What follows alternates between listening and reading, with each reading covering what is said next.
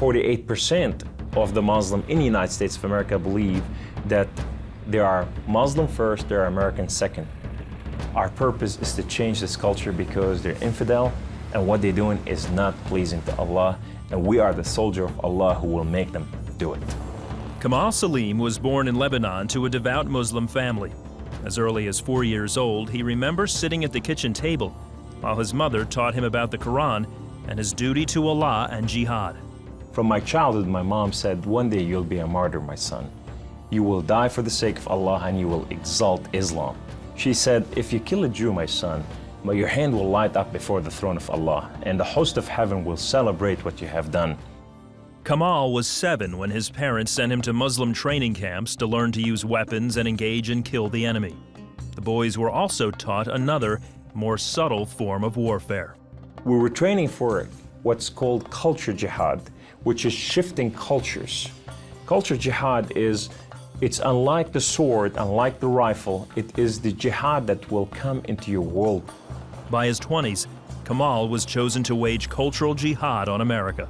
In Islam, liberty, freedom, monarchy, all these are idols, and these must be brought down. So the liberty that you have in the United States of America, it's anti-Islam. So America must be changed. So I moved to the Bible Belt specifically. The Bible Belt was the strongest of strongest. That's where the stout Christians are. And I want to take on the best of the best because I considered myself as a sword of Islam. I thought I'm anointed, I'm unique, I'm selected. I'm coming to a country and a culture to change it, and I have the power of Allah with me. In the early 1980s, Kamal entrenched himself in a small Midwestern town. He began targeting men from poor neighborhoods to recruit them to the Muslim faith. But one afternoon, his life would be in the hands of those he hated the most. I was going from one place to another to do a recruitment, and that day I had a car wreck. The car wreck was so severe, I ejected out of my car, landed on my neck, broke my neck in 2 places. This man came running to me, and he said, don't worry, we're gonna take care of you, and everything's gonna be all right. The ambulance came and picked me up, and now I go to the hospital. The orthopedic surgeon in the emergency room looked at my chart, and he just said, son, we are going to take care of you, and everything's gonna be all right. The second day, I wake up in the hospital, and this head of physical therapy come and read my chart, and he turned around and he said the same thing, word for word, we are going to take care of you. At first, Kamal was frightened by their words, because these men were all Christians. You see, in terrorism, if they said we're gonna take care of you, you'd better run. Surgeries to repair Kamal's broken neck were successful, but recovery would take weeks. After being discharged from the hospital, he would need someone to care for him while he recuperated. Kamal had no one, so the orthopedic surgeon opened up his own home to this stranger. In his home, they put me in their choicest room, in the most beautiful thing. I became like part of their family. They didn't see me any different, and now they have a basket set for Kamal. They put in money to free my bills from the hospitals. Kamal was overwhelmed with the outpouring of Christian love. As he recovered, he began to help out around the house with cooking and cleaning. They have Jewish friends, they came from Israel, that they support, and now I'm hugging Israelis and I'm cooking for Jews. I'm going, what has happened to me? When Kamal was able to take care of himself and return to his apartment, the doctor had another surprise for him. He said, this is the keys to the house, and here's an extra key, this is your new car. We just want to bless you. You can come anytime you want. So I go to my home, and I go to my cold place that I haven't been there in months, and dust is this thick. And I just gotta settle this issue with my God to know that if it's real or not. So I walk inside, I shut the door, I go right in the eastern window, and I fall on my knees, and I put my hands to the heavens, and I cry up to my God. Allah, Allah, my Lord and my King, why have you done such a thing to me? I'm okay with the car wreck. I'm okay with all this, but why did you put me among Christians? I'm confused. These Christians and Jews, they're good people. There's nothing wrong with them. They don't want to kill us. They're not the same thing that I learned about them. Allah, these people have relationship with their God.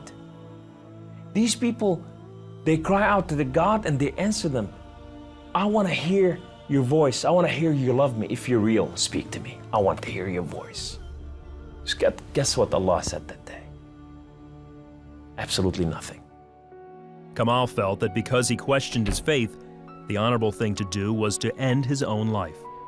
So I went to reach out my guns and put it in the right place and clock out. I heard the voice. The voice knew me by name. He said, Kamal, Kamal, Kamal, why don't you call on God of Father Abraham and Isaac and Jacob? And now I fell on my knees and I put my hands to the heavens immediately as I heard the voice, and I cried out with every fiber within me, God of Father Abraham, if you are real, would you speak to me? God of Father Abraham, if you are real, I want to know you. Well, God of Father Abraham came to the room, and he filled the room with his glory, and his name was Yahweh. The Lord is one. In his hand, he has holes in his hand. He has holes in his feet. His name is Jesus. I said to him, who are you, my Lord? Who are you? He said, I am that I am. I said, I'm a simple man with a simple mind. What is that supposed to mean? He said, I am the Alpha, I am the Omega, I am the beginning, I am the end, I am everything that is in between. I have known you before I formed the foundation of the earth. I have loved you before I formed you in your mother womb. Rise up, Kamal. Kum, you are my warrior, you are not their warrior. And I said to him, I said, my Lord, I will live and die for you. He said, do not die for me. I died for you that you may live. That day, instead of taking his life, Kamal gave it to Jesus. He now has a new mission and travels the country challenging Muslims to question their allegiance to Allah.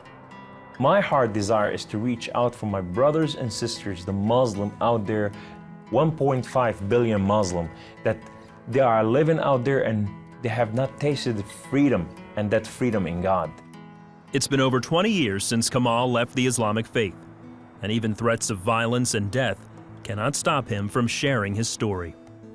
He is real, you know, and if you never experienced God before in your life, if you never tasted God, and if you think you got nothing to lose, when you're sitting in your home, whether you're a Muslim or a non-Muslim or a non-Christian or whatever you are, say, call on God of Father Abraham and Isaac and Jacob, and say, if you are real, speak to me, I want to hear your voice.